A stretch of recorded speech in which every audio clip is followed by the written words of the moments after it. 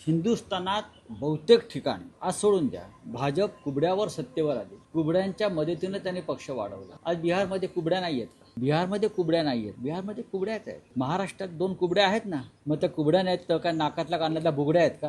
घेऊन फिरताय? कुबड्या आहेत. पण गरज सर्व वैद्य मग बरं का. कुबड्या घ्यायच्या, शिडी वापरायची आणि ती शिड्यांच्या कुबड्या फेकून द्यायची आणि मग होट चोरी वगैरे प्रकार करून स्वतः सत्तेवर यायचं आणि उपकारकर्त्याला ढकलून द्यायची. ही भारतीय जनता पक्षाची एक कायम नीती राहील. त्यानुसार त्याने जर स्वबळाचा नारा आता दिला असेल नव्याने, तो 2014 साली दिला होता. परत आम्ही एकत्र आलो बरोबर लोकसभेला, विधानसभेला. गरजेनुसार भारतीय जनता पक्षाला कुबड्या लागत असतात आणि गरज सरल्यावर ते स्वबळाचा नारा देत. आता अजित पवारांची गरज आहे कारण त्यांना शरद पवारांचं घर फोडायचं होतं. मिंद्यांची गरज आहे कारण त्यांना बाळासाहेब ठाकरेंची शिवसेना फोडून दाखवायची होती. मराठी माणसाची एकजूट फोडून दाखवायची होती. आता मला वाटतं त्यांचं ते कार्य संपलं असल्यामुळे त्यांना कुबड्यांची गरज नाही असं अमित शहा म्हणतात. ते त्यांच्या व्यापारी नीतीनुसार वागतात. आधी फोडा झोडा राज्य करा आणि मग सोवळाचा नारा. ही ईस्ट इंडिया कंपनीची नीती. हे गुजरात पॅटर्न महाराष्ट्रात ते राबवत आहेत. पण भारतीय जनता पक्ष कायम कुबड्यांवरच राज्य करत आला कायम.